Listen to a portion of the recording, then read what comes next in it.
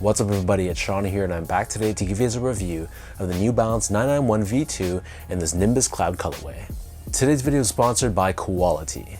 Quality is a Montreal-based streetwear brand and they've just launched their Spring and Summer 2024 line. As part of that line, they have both basic pieces as well as bolder statement pieces, and you're gonna find there's something for anyone regardless of your style. So right now I'm rocking their Racer crewneck sweater. This comes in two different colors, and I gotta say this year's line is probably one of their best so far ever. So if you guys are curious to check out Quality, I've linked their website, their socials, all that good stuff down below, so check them out, support the independent brands, and be sure to tell them that I sent you. So this right here is the upcoming New Balance 991 V2 colorway, which is unofficially nicknamed the Nimbus Cloud colorway. Other people are calling it the light gray colorway. As of right now, I'm not sure what the exact color code for this shoe is, but it definitely shares similarities to other Nimbus Cloud releases that New Balance has dropped in the past on other silhouettes.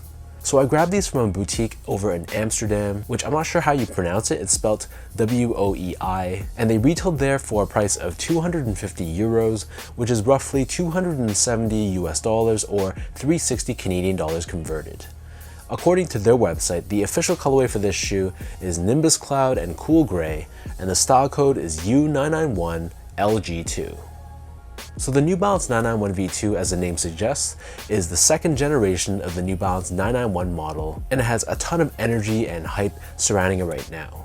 And while a lot of the recent colorways that have dropped have been a bit bolder and louder, this one though brings it back more to its neutral tones. And just like any other 991 V2, this pair is also made in New Balance's Flimby, England factory. And as of right now, I'm not sure if these are going to be releasing in North America. I haven't seen anything from a Canadian boutique yet, but according to other sites in Europe, I believe these are supposed to release sometime in April. So jumping into the details of this shoe, starting things off with the toe box, this is covered in this dark gray colored mesh, and right above this towards the eyelets, we have this layer of reflective silver 3M. Overlaid on both sides of the toe box, we have this synthetic tumbled white leather, and then surrounding the front toe cap, we have this gray colored genuine suede. This suede covers the entire mid panel of the shoe, and then stitched on top of this, we have the New Balance N logo, which is also done in this reflective 3M finish. Underneath this, we have more of that genuine suede, and then covering the top two eyelets, we have this dark gray colored TPU or plastic. Moving downwards, we have more of that dark gray mesh that we saw earlier on the toe box. Beneath this, we have another suede panel, and we have an oval shaped cutout on the lateral side, exposing the silver reflective layer with 991 branding embroidered across. On the bottom of the heel, we have this silver TPU heel clip, which gives you additional structure and support for the back end of the shoe. In the middle of the heel, we have another synthetic white leather layer with V2 branding embroidered in silver, and then there's another reflective panel on the very top of the heel.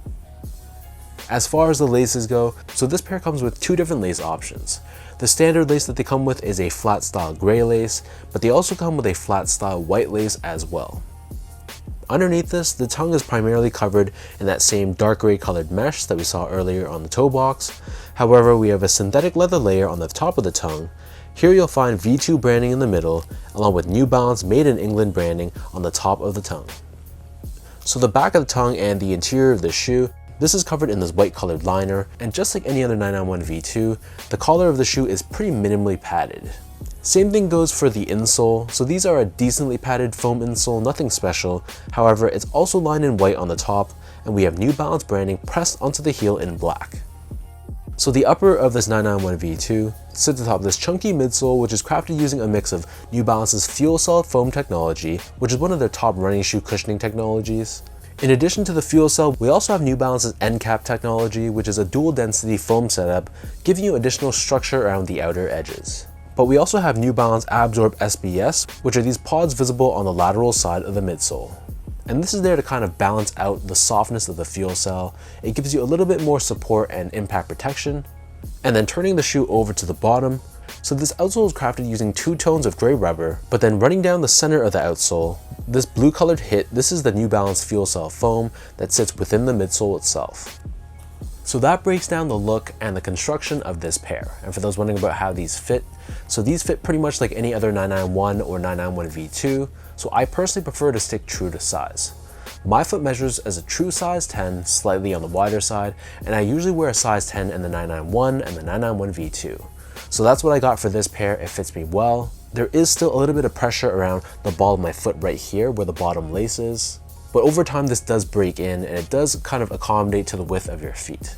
If you have a really wide foot though, I'd probably avoid this shoe altogether. It's honestly not the best for super wide footers. Maybe it's not as snug as a 991 V1, but generally speaking, there are definitely wider shoes out there when it comes to New Balance silhouettes. So to give you guys a point of comparison, I also stick true to size or a size 10 in other New Balance silhouettes like the 1500, 2002R, 1906R, and 860 V2. Whereas I go down to a 9.5 in a lot of made in USA models like the 992, 993, 990 V3, V4, V5, and V6. Before I forget, the only reason why I don't really recommend people to go up half a size if you have a really wide foot is because the shoe already runs a little bit longer. So getting these in my true size, there's pretty much around a thumb's width space between the top of the shoe and the top of my toe. So you can only imagine if you go up that half size, you're gonna have over a thumb's width space at the edge of the shoe, which in my opinion is just way too roomy. But hey, your mileage may vary. Moving on to the comfort, so this shoe feels like any other 991 V2, which to most people is a very comfortable sneaker. Straight out of the box, it's not gonna have that immediate plushness that, for example, a 990 V6 has.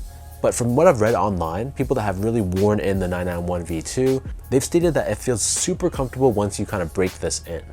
So straight out of the box, it does give you some level of cushioning. You can feel that squishiness to a degree, but it's a bit more on the firmer side, all things considered. But it feels very stable and very supportive. So when you compare this to the 990 V6, for example, that shoe has a much more of a plush and soft feel. It feels a lot more dynamic and wobbly, whereas these ones don't have that level of motion to them. It just feels more like a traditional running shoe that has decent amount of cushioning. So it comes down to personal preference on how you define comfort to be. Some people would prefer the 990 V6, whereas other people would prefer this model. Finally, in terms of the quality and the craftsmanship, so first off, the material quality I was very happy with. This is your typical made in England New Balance sneaker, so the genuine suede panels that they use on this shoe, it feels super soft to the touch. This I was very happy with. And while there are synthetic materials used on this shoe, which is kind of common across any New Balance sneaker, for the most part, the overall feel of this shoe, it definitely felt like it was good quality. And the build and the craftsmanship, it was pretty good. It wasn't flawless. There were some minor issues with long threads that I had to trim down myself, but in terms of major issues, I didn't have any. The glue stains were minimal, the paint job was solid, and the panels, most importantly, were consistent between my left foot and my right foot.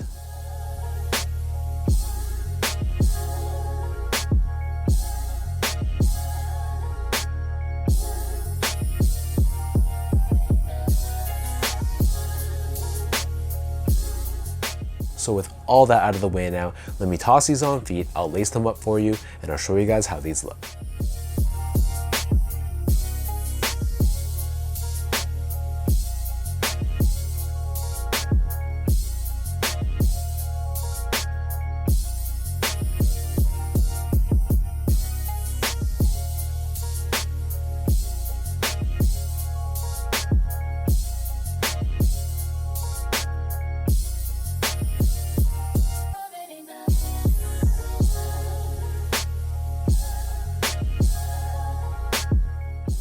Some people might think of this as a boring or plain colorway of the 991 V2. To me though, I think it balances out some of my recent 991 V2 pickups like the orange or the yellow colorway, the blue one, and that silver blue turbulence pair. All of those have been extremely colorful, so I was very happy to add this pair because it definitely is a bit more wearable, and it's obviously the much more versatile sneaker compared to those other colors. And because I passed on the OG gray 991 V2, it made this pickup even more sweeter. So drop a comment down below to let me know, what do you guys think about this Nimbus Cloud colorway of the 991 V2? When these have a wider drop later on in the month, is this going to be a must cop for you? Are you potentially waiting for these to go on sale? Are you just not a fan of this pair and it's going to be a pass for you? As usual, if you guys enjoyed this video, be sure to like, comment, and subscribe to my channel if you haven't yet. You can follow me on Instagram at esco8, check me out on X at sean.go spelt out, and visit my website as well at seango.ca. So thank you so much for watching. Another shout out goes out to Quality. Thank you so much for sponsoring this video, and I'll catch all of you in my next review.